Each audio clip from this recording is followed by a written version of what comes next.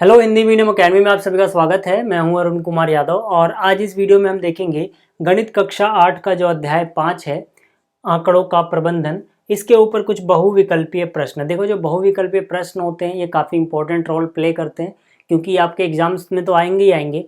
साथ ही साथ अगर आपको बचपन से बहुविकल्पीय प्रश्नों की प्रैक्टिस बनी रहेगी तो जब कभी आप एग्ज़ाम दोगे किसी गवर्नमेंट जॉब के लिए या फिर किसी एंट्रेंस एग्ज़ाम को दोगे तो ज़्यादातर वहाँ बहुविकल्पीय प्रश्न पूछे जाते हैं। तो आपको बहुविकल्पीय प्रश्नों की प्रैक्टिस की आदत बचपन से ही डाल लेनी चाहिए। ठीक है, तो चलिए शुरू करते हैं। यहाँ पर जो पहला प्रश्न है इससे तो देखो, यहाँ पर जो पहला प्रश्न है इसमें बोला गया यथा प्राप्त आंकड़ों को क्या कहते हैं। ठीक है ना, यथा प्राप्त मतलब जैसे हमें आंकड़े मिले वैसे ही हैं हमारे पास, हमने उनको कोई अरेंज नहीं किया, कोई व्यवस्थित नहीं किया, कुछ नहीं किया, जैसे हमको मिले थे वैसे ही हैं, तो उन आंकड़ों को यथा प्राप्त आंकड़े कह रहे हैं। तो यहाँ पे कहा जा रहा है कि यथा प्राप्त आंकड़ों को इनमें से क्या नाम दिया जा सकता है। ठीक है, पहला है संगठित आंकड़े, दूसरा है असंगठित आंकड़े, तीसरा दोनों बोल सकते हैं हम, चौथा इनमें से कोई नहीं। जो भी आपको सही लग रहा है आप कमेंट में ज़रूर आंसर देना। कमेंट में आपके आंसर देने का तरीका क्या होगा, यहाँ आपको दिख रहा होगा प्रश्न संख्या, तो आपको प्रश्न संख्या लिखनी है।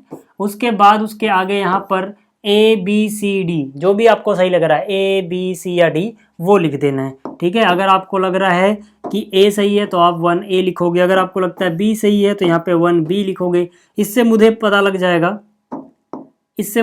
लग जाएगा कि आपने कौन से प्रश्न का और कौन सा ऑप्शन चुना है।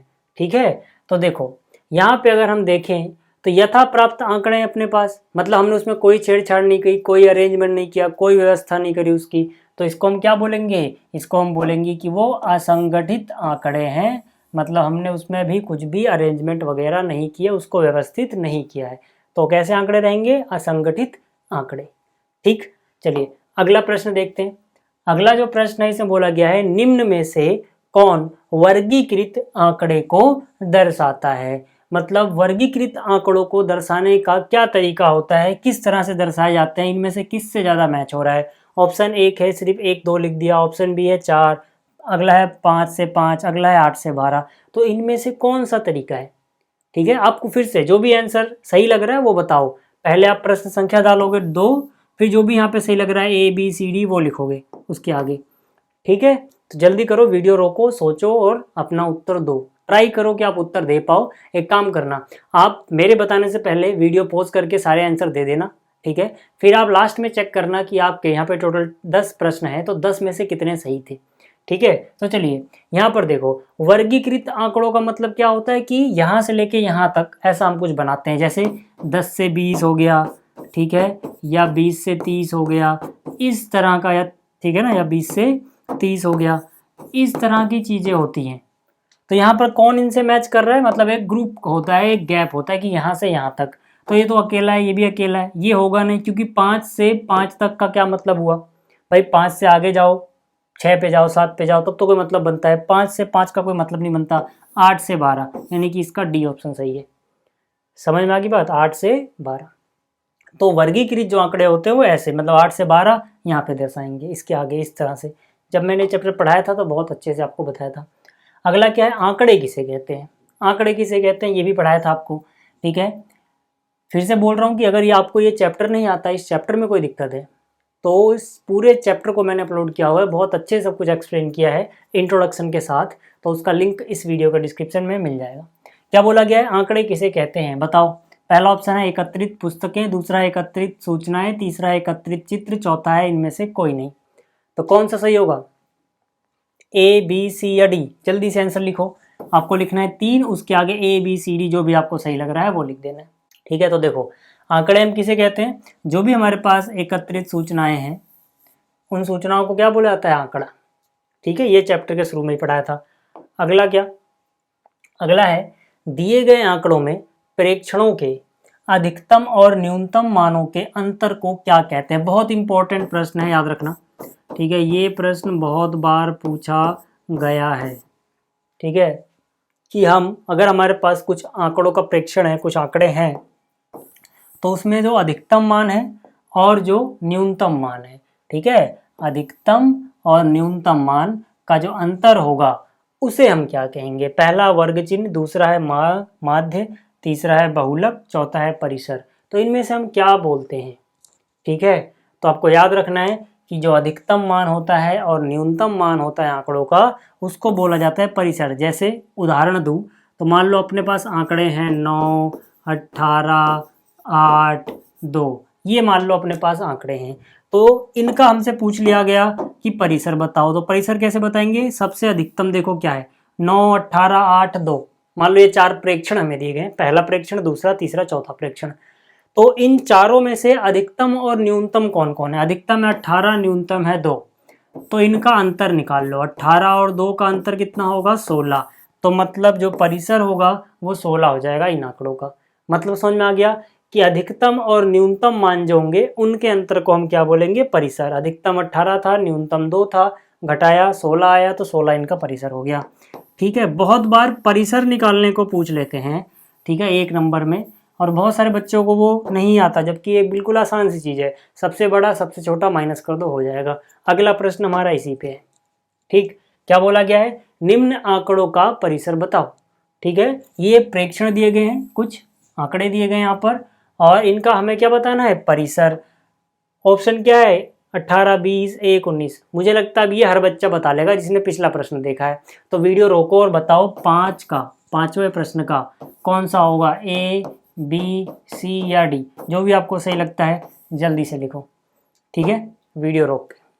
चलो, तो यहाँ पर हम क्या करेंगे? मैंने क्या बोला? परिसर का मतलब क्या? अधिकतम मान। ठीक है, जो परिसर होगा, परिसर जो होगा इसमें क्या? अधिकतम मान माइनस न्यूनतम। तो इनमें से सबसे बड़ा ढूंढो कौन है? 20। तो मतलब हम 20 में से माइनस कर देंगे। सबसे छोटा कौन है? सबसे छोटा है 1। तो 20 में से 1 माइनस करोगे कितना आएगा? 19। मतलब ऑप्शन डी। ठीक है, तो ये हो गया 5वां प्रश्न। छठे की बात कर लें जरा। छठे में क्या बोला गया है? दंड आलेख में आंकड़ों का निरूपण किस प्रकार किया जाता है? दंड आलेख आपको याद होगा, ठीक है, मैं पूरा बना के नहीं दिखा रहा, लेकिन आपको याद होगा कुछ ना कुछ ऐसे बनाते थे हम। ठीक है, दंड आलेख।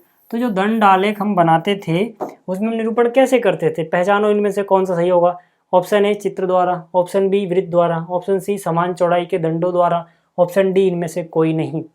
तो कौन सा सही लग रहा है इसमें से? ऑप्शन सी, समान चौड़ाई के दंड। हम यहाँ क्या बनाते थे? समान चौड़ाई के दंड। यहाँ कुछ होता था, यहाँ कुछ होता था, और यहाँ पे हम समान चौड़ाई वाले दंड बनाते थे दंड आलेख में।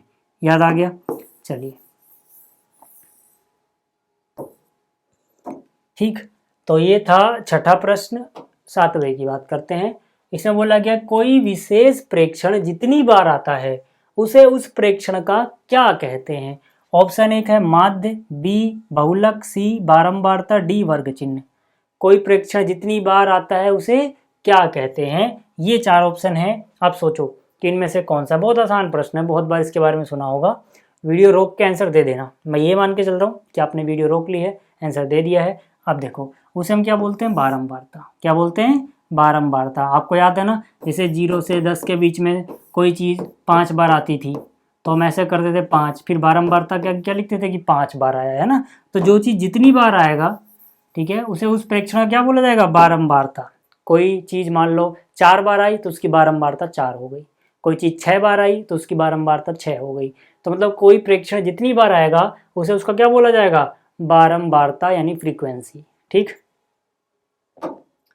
अगला जो प्रश्न है वो है किसी वर्ग अंतराल का मध्य बिंदु क्या कहलाता है? पहला है वर्ग चिन्ह, माध्य, परिसर या बहुलक। ठीक है, तो देखो वर्ग अंतराल का क्या मतलब हुआ? जैसे 0 से 10 ये एक वर्ग अंतराल हुआ, ठीक है, 10 से 20 ये दूसरा वर्ग अंतराल हुआ, 20 से 30 ये तीसरा वर्ग अंतराल हुआ।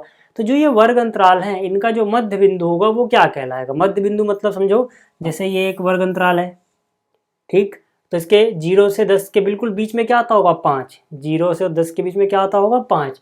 तो वो क्या कहलाएगा? इसका मध्य बिंदु जो है क्या कहलाएगा? वो कहलाएगा वर्ग चिन्ह। ठीक है, कैसे निकाला जाता है वर्ग चिन्ह? इसे बोलते हैं निम्न सीमा, इसे बोलते हैं ऊपरी सीमा। निम्न सीमा ऊपरी सीमा जोड़ो, 2 से भाग दे दो, 10 0 10 हुआ, 10/2 यानी 5 हो जाएगा। ऐसे अगर इसका निकालना होगा तो हम क्या करेंगे? हम यहाँ पर निम्न सीमा कितनी है? 10, ऊपरी सीमा कितनी है? 20, डिवाइड बाई 2, 20 और 10 30 का आधा 15। तो समझ में आ गया ना कि मध्य बिंदु कैसे निकालोगे, दोनों को जोड़ के डिवाइड बाई 2, जिसे हम क्या बोलेंगे, वर्ग चिन्ह। तो वर्ग चिन्ह निकालने का फॉर्मूला भी आपको पता लग गया होगा, निम्न सीमा ऊपरी सीमा डिवाइड बाई 2। समझ में आ गई बात। तो चलो अगला प्रश्न देखो। अगला प्रश्न इसी पे है जो हमने अभी सीखा। वर्ग अंतराल 10 से 20 का वर्ग चिन्ह क्या होगा। तो ये तो आपको आ ही गया होगा यार, 10 से 20 है ना, वर्ग चिन्ह निकालना है ना, तो 10 और 20 को जोड़ोगे और 2 से भाग दे दोगे। 20 और 10 30 बटे में 2 यानी कि 15। ठीक है, तो कौन सा ऑप्शन, ऑप्शन ए। ठीक, चलिए अगला प्रश्न क्या है। दिए गए प्रेक्षणों में जो सबसे अधिक बार आता है उसे डैश कहते हैं। उसे क्या कहते हैं, माध्य, बहुलक, माध्यक, परिसर। 4 ऑप्शन है आपके पास। ठीक है, तो आपको याद रखना है कि कोई चीज़ जो सबसे ज़्यादा बार आ रही है, जो सबसे अधिक बार आ रही है, उसे कहा जाता है बहुलक। जैसे मान लो आपने, ठीक है, पासा उछाला, ठीक है, आपने 4 बार पासा उछाला, पहली बार 2 आ गया, दूसरी बार 3 आ गया, फिर 2 आ गया और फिर मान लो 1 आ गया। ठीक है, 4 बार उछाला था आपने। आपने जब उछाला तो जो जो आया वो आपने नोट कर लिया। तो यहाँ सबसे ज़्यादा बार कौन आया, 2। सबसे ज़्यादा बार कौन आया, 2 है ना, 2 तो 2 बार आया, बाकी सब 1 1 बार आए। तो यानी कि 2 जो है ये बहुलक हो जाएगा। तो वो चीज़ जो सबसे ज़्यादा बार आती है उसे हम क्या बोलते हैं, बहुलक बोलते हैं। तो उम्मीद है आपको ये प्रश्न समझ में आए होंगे। इस वीडियो में इतना ही, जल्दी ही मिलेंगे अगली वीडियो में। इस वीडियो को देखने के लिए धन्यवाद।